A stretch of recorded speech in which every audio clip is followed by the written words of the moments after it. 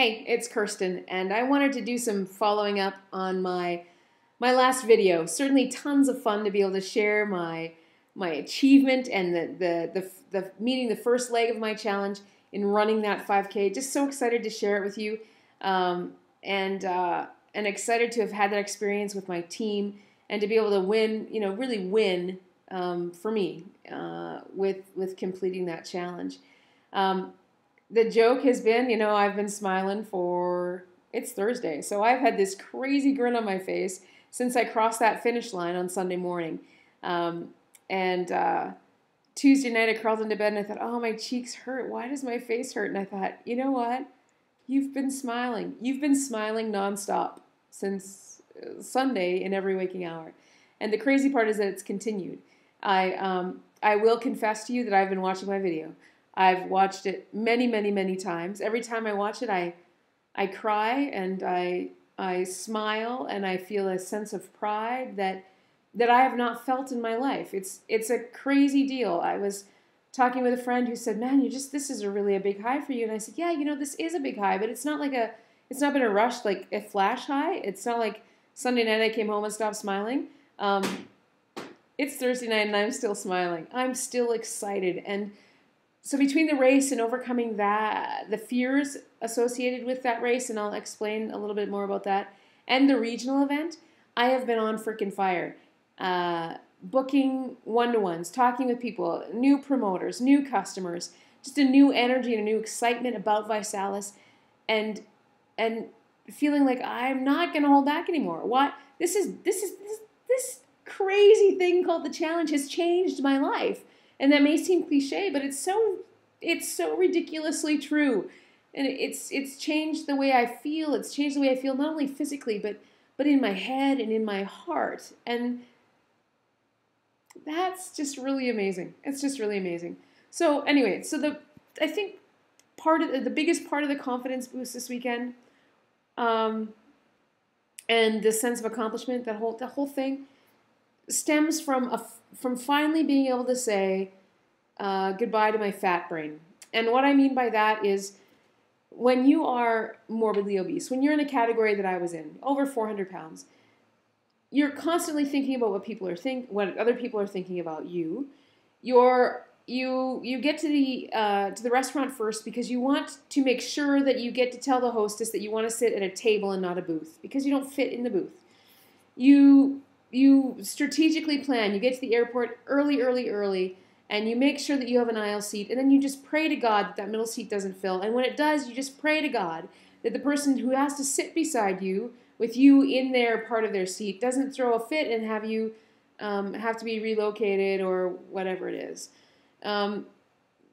There's just this constantly thinking and thinking and thinking, planning ahead, and the size is just part of every day, all day.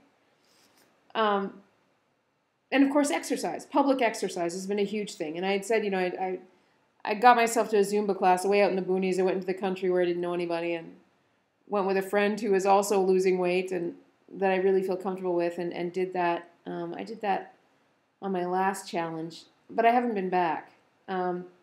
I've been running under the cover of darkness except for the last few weeks when I just was like, you've got to run outside to prep for this 5K. You can't just run on the treadmill and run a 5K outside, you crazy girl. So I've been out at the nature center in places where there are just not a lot of people.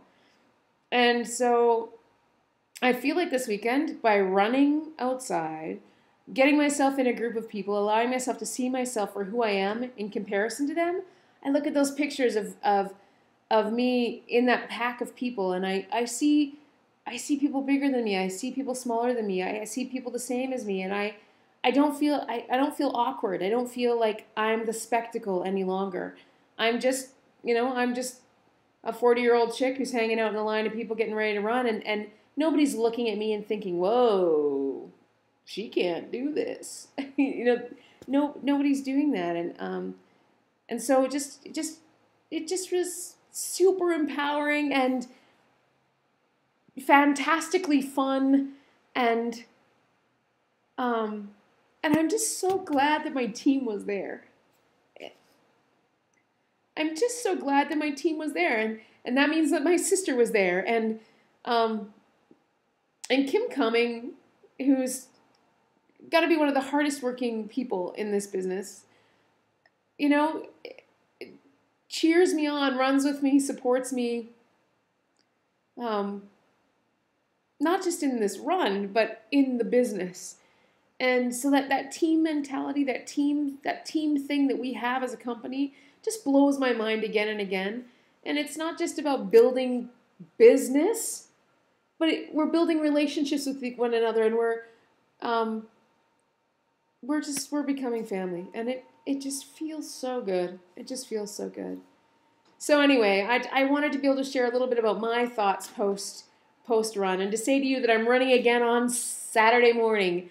There's another race in the cities that is a celebration of all Minnesota families, including families like mine, with my dear Jenny. And so I'm going to be running. My goal is, now that I know I can run and I can do it and I can make that my own. My plan is to see if I can increase my time. So I'm looking forward to running again. Just a super excitement. And that tickles me because when I was in, I almost didn't graduate from high school because I didn't have enough, I'd risked getting my phys ed credits because I was so absent. And those damn Canadian fitness tests that had you run a mile, as a tubby kid, I could never do it, and I worked so hard to get myself out of it. And it just cracks me up that tubby Kirsten Lindblom has turned out to be a runner at the age of 40. And yes, I'm not running marathons, but I'm a runner, and it's become a piece of me, and I'm making room for it in my life to be